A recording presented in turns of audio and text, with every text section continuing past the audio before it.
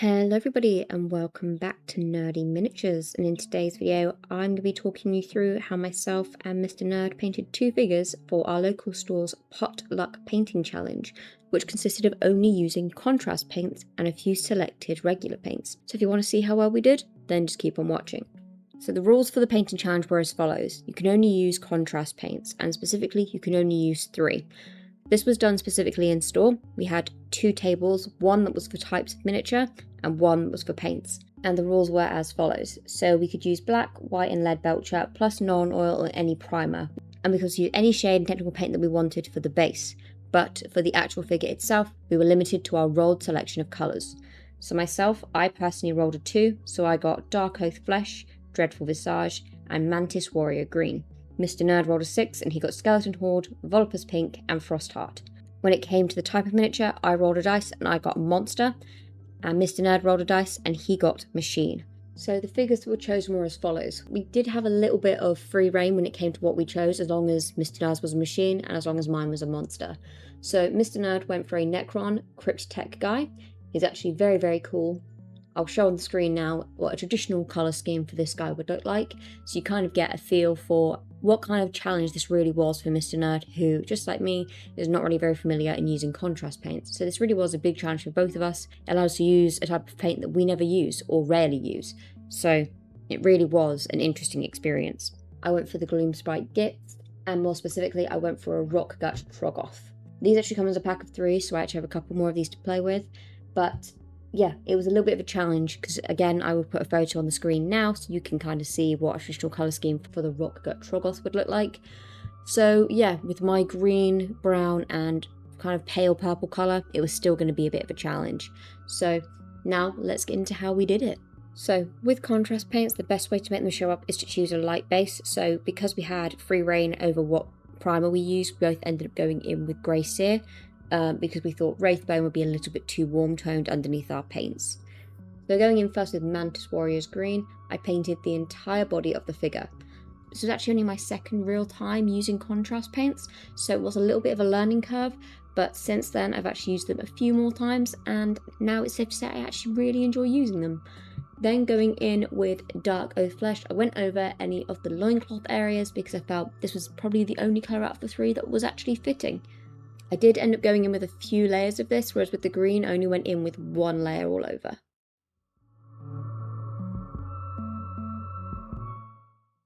Then going with some Corax White, I picked out any of the bones and faces on the figure, as I still wanted to use again more of that Dark Oath, but I wanted it to appear a little bit lighter than over just the grey.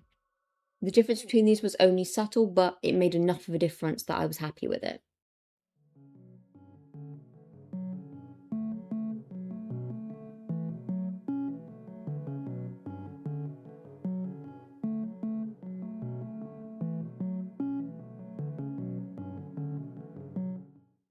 Then picking up some Abaddon Black, I painted the entire rock that was in his hands.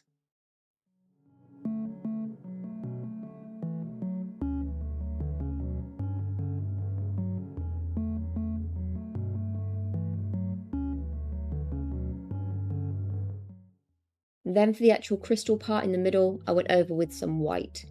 Really, it would have been great to have a bright colour for this, but since I only had Dreadful Visage, I went over it with this instead, just to create a very subtle, almost like pale amethyst look to the crystal. It's like a grey, purpley toned colour, and it's actually quite nice, but will probably look really good over a blue, or even a pale purple.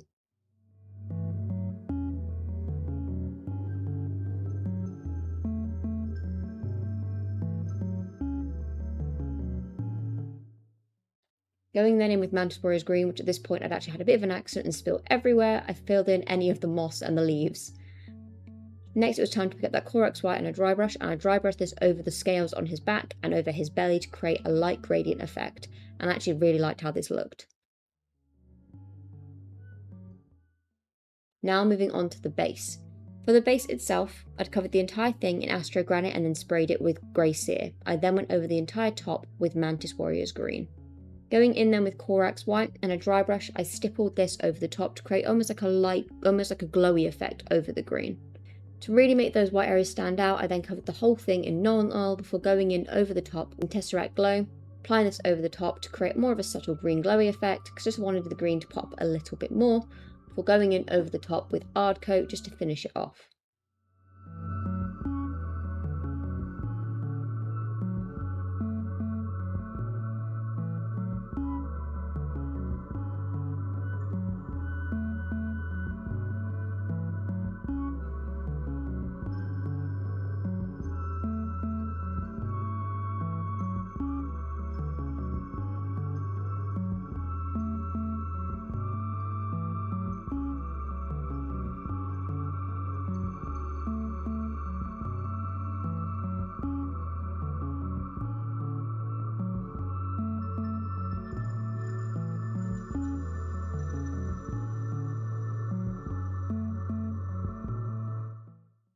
Overall, for my first time doing contrast paints really properly, I would actually say I'm pretty happy with this figure.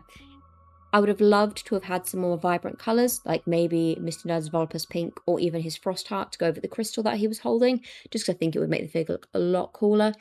Now let's move on to what Mr. Nerd did for his figure. So let's begin with Mr. Nerd's base. So for his base, he mixed Frostheart with Corax White to create a really beautiful pale blue colour before applying a couple of layers of this over a grey sear base. He then went ahead and rimmed the edge with Abaddon Black before going over the top of the base with Mordant Earth and leaving it to crack. Once it had fully cracked, he then went in over the top in certain areas with Belay and Blizzard to create a little bit of a snow effect that his figure would later sit on. But attached to the base was a small kind of mounted bit of metal and rock. For this, he painted the whole thing in Corax White before going over the top with Nuln Oil before blotting away any excess paint. For the rest of this piece, he then went in with some Leadbelcher later. So Mr. Nerd decided to separate his character into multiple pieces for easier painting application. He went in first with Volupus Pink, using it straight from the pot, didn't dilute it at all because it was already very, very vibrant and he wanted to keep it that way. He went in first with this colour to the almost like tentacle pieces on the back piece. This actually turned out really, really cool, so he ended up using it again for the spear and again for almost like what would be the tunic area on the Necron as well.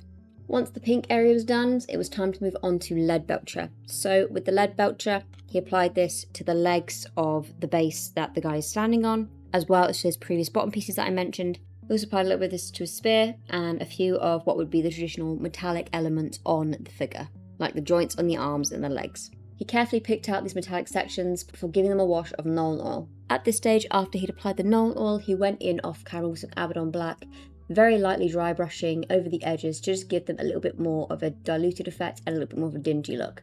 Now it was time to move on to the second contrast paint, which was Skeleton Horde. This was used to cover the main body on the throne. He left the mechanical details alone because he wanted to add the Frostheart later. This contrast paint ended up being a lot lighter than Mr. Nerd expected, but in this case it really worked in his favour because I think it looked really, really cool on the Necron. Now moving on to Frostheart, this was going to be the main glow colour. Anywhere that he deliberately left blank, he added this blue as an energy source. He did a couple of coats in this, but he applied it nice and thick to start with. A little trick with contrast paint is to let it pool slightly. If you leave a little extra paint in one area and then gently tap around the edges, it creates a lighter centre that catches the light. It gives the illusion of a glowing orb instead of just a flat painted circle. He repeated this on all of the energy nodes before finishing off the remaining details.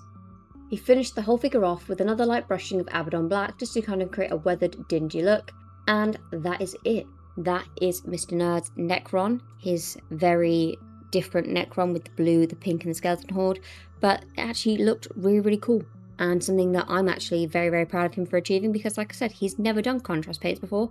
This is his first figure and I think it looks awesome actually. Now moving on to how they did in store. So like we said, this was all part of a in-store competition. We submitted it. We did not win, unfortunately, either of us, but we were close runners up. When we went to actually pick up our pieces, we were wondering where they were, and they'd actually been put in the display cabinets, which was really, really cool to see. Just to kind of know that the manager of the store thought they were good enough to go in the display cabinet for everyone else who walked by to see. It was actually a really nice, cool feeling. So that was quite nice. Of course, the next competition we'll be gearing up for in store will be none other than Armies on Parade. So that's going to be the next challenge. We still have a lot of thinking to do for how this is going to play out, but as soon as we kind of know what we're doing, we will fill you guys in. For updates on that, you can join the Discord channel where we'll be posting updates on the progress and updates on the competition. So if you want to see how that goes, join the Discord community. We're a small community, slowly growing, and we'd love to have you over there. Anyway, that'll be it from me today. Have a wonderful day or night, wherever you are in the world. And as always, peace out, guys.